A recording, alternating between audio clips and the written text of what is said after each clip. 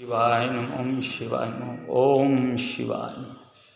মোৰ শ্ৰদ্ধাৰ অসমবাসী ৰাইজ, কেইটা কথা ক'ম আৰু কথাখিনি আপোনালোকে মন দি শুনিব। কথা হ'ল যে এইকেইদিন আগত মোবাইলত পাইছিলোঁ যে আমাৰ অসমৰ মাননীয় মুখ্যমন্ত্ৰী হিমন্ত বিশ্ব শৰ্মাই এটা ৰেচন কাৰ্ডৰ ওপৰত আইন এটা বান্ধি দিছে আৰু সেই আইনটো শুনি ভালেই পাইছোঁ। কিন্তু আইনটোত আছিল যে 4 চকীয়া গাড়ী যাৰ ঘৰত আছে তেওঁ ৰেচন কাৰ্ডৰ পৰা বঞ্চিত হ'ব, আৰু কৈছিল যাৰ চাকৰি আছে তেওঁৰো ৰেচন কাৰ্ডৰ পৰা বঞ্চিত হ'ব। হয়, কোনোবা ডাঙৰ ডাঙৰ বিজনেছমেন আছে তেওঁ ৰেচন কাৰ্ডৰ পৰা বঞ্চিত হ'ব। এইটো বৰ ভাল কথা, শুনি ভাল পাইছোঁ। কিন্তু তাৰে মাজত মোৰ কেইটামান কথা আছিল, কথাখিনি মই কৈ দিওঁ। যে 4 চকীয়া যে গাড়ী, এজন দিন হাজিৰা কৰি যে খায়, আৰু হয় তেওঁৰ ঘৰ ভিটিটো আছে, আৰু হয় কিছুমানৰ ঘৰ ভিটি নাই, ভাড়া ঘৰতেই থাকে, বসবাস কৰে, কিয় মাটি কিনাৰ শক্তি নাই। কিন্তু সেই কাম কৰা ব্যক্তি এজনো ভাবে যে এই সস্তা মস্তা গাড়ী পায় নহয়, ভাঙা চিঙা, মানুহে পুৰণা হৈছে বেছি দিয়ে, 50,000, 30,000, 60,000 4 চকীয়া গাড়ী বেছি দিয়ে।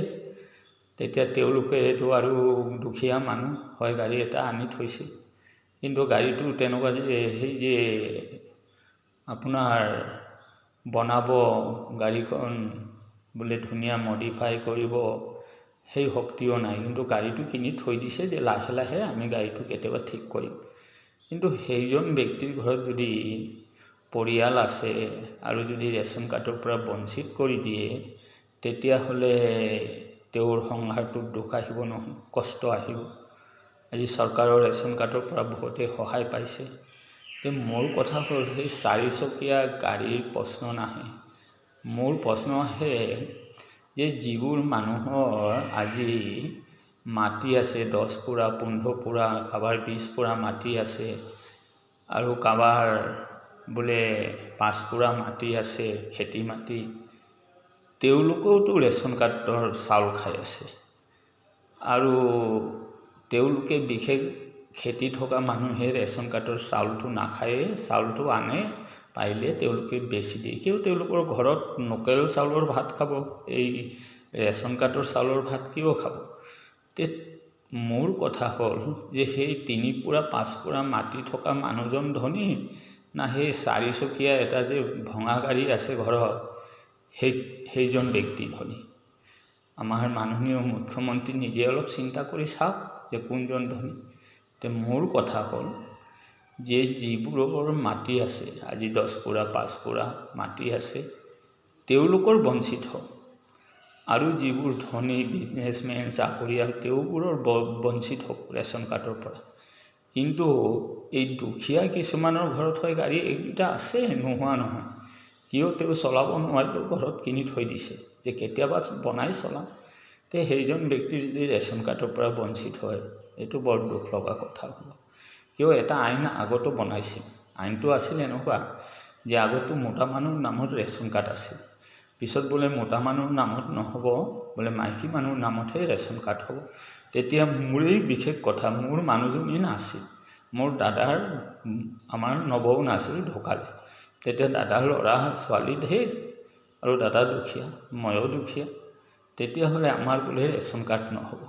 তেতিয়া শুনি বৰ দুখ পাইছিলোঁ, আৰু তেতিয়া মই যোনে ৰেচন কাৰ্ড বনাই দিব, আৰু যিজন মোৰ মেম্বাৰ আছিল তেওঁক মই নিজে কৈছিলোঁ যে এই আইনটো যে বনাইছে তেতিয়াহ'লে চৰকাৰক কৈ দিয়ক আমাক বিয়া এটা কৰাই দিবলৈ, তেতিয়াহে ৰেচন কাৰ্ডটো আমাৰ হ'ব, আৰু নহ'লে আমাৰ ৰেচন কাৰ্ড দিব লাগিব।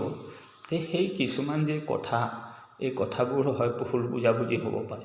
হয় মানুহজন ঢুকাই গ'ল, তেওঁৰ পৰিয়ালত 4-5 জন কণ কণ ল'ৰা ছোৱালীও আছে, আৰু মানুহজন দুখীয়া, এতিয়া যদি বোলে মাইকী নাই ৰেচন কাৰ্ড নহ'ব, তেতিয়াহ'লে বেয়া কথা। তেতিয়াহ'লে মই সেইটো মেম্বাৰক কোৱাৰ পিছত, আৰু মই কৈছিলোঁ লাগে মই সাংবাদিক আহক, মই সাংবাদিকক ক'ম যে মোৰ যদি ৰেচন কাৰ্ড নহয় তেতিয়াহ'লে আপুনি মোক বিয়া কৰাই দিয়ক, চৰকাৰে বিয়া কৰাই দিয়ক, তেতিয়া মোৰ ভাল হ'ব, ৰেচন কাৰ্ড আহিব।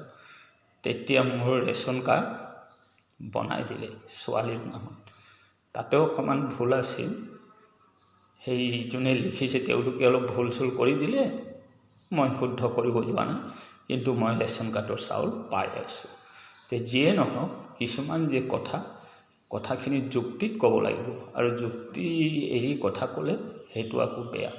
মই দেখিছোঁ নহয়, ঢেৰ ধনী ধনী মানুহে ৰেচন কাৰ্ডৰ চাউল খাই আছে, কিন্তু হয় দুখীয়া যাৰ ঘৰত দিন হাজিৰা কৰি খায় তেওঁৰো ৰেচন কাৰ্ড নাই আজিৰ যুগত, কিয় বনাবও পৰা নাই, এনেকুৱা হৈ আছে।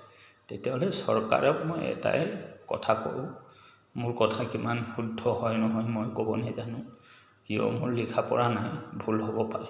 মোৰ কথা হ'ল যে বেংকত আধাৰ কাৰ্ডৰ লিংক আছে, পান কাৰ্ডৰ লিংক আছে, ৰেচন কাৰ্ডৰ লিংক আছে। বেংকত ইনকুৱাৰী কৰক যে কোনজন ব্যক্তিৰ 5 লাখ টকা বেংকত আছে, কিবা 3 লাখ টকা আছে বেংকত, তেওঁলোকে ৰেচন কাৰ্ডৰ চাউল নাপাব। তেওঁতো বেংকত টকা আছে, তেওঁ ৰেচন কাৰ্ডত 5 লাখ টকা যদি আছে তেতিয়া ৰেচন কাৰ্ডৰ চাউল নাপায়। তেনেকুৱা চাওক আৰু চাই তাৰ পৰা বেংকৰ থ্ৰুৰ পৰাই ৰেচন কাৰ্ডৰ কিবাটো কৰ্তন কৰক, মই সেইটো বিচাৰোঁ। কিয় এনেকুৱা যদি নিয়মটো লগায় তেতিয়া ভাল হ'ব, যে কোন ব্যক্তিৰ বেংকত কিমান টকা আছে ওলাই যাব, কোনে চাকৰি কৰা, কোনে বিজনেছ ডাঙৰ কৰা, তেতিয়াহ'লে চব ওলাই যায়। তেনেকুৱা কৰিলে বেছি ভাল হয় বুলি মই ভাবোঁ। আৰু এইখিনি কথা মই ক'লোঁ, যদি মোৰ ভুল চুল হয়, অপৰাধ হয়, মোক আপোনালোকৰ নিজৰ সন্তান ভাবি মোক ক্ষমা কৰি দিব। শিৱ ভগৱানৰ চৰণৰ, মা পাৰ্বতী মাৰ চৰণৰ আশীৰ্বাদ যাতে মোৰ দেশবাসীৰ মূৰত থাকে। ওম শিৱায়, ওম শিৱায়, ওম শিৱায়, ওম শান্তি।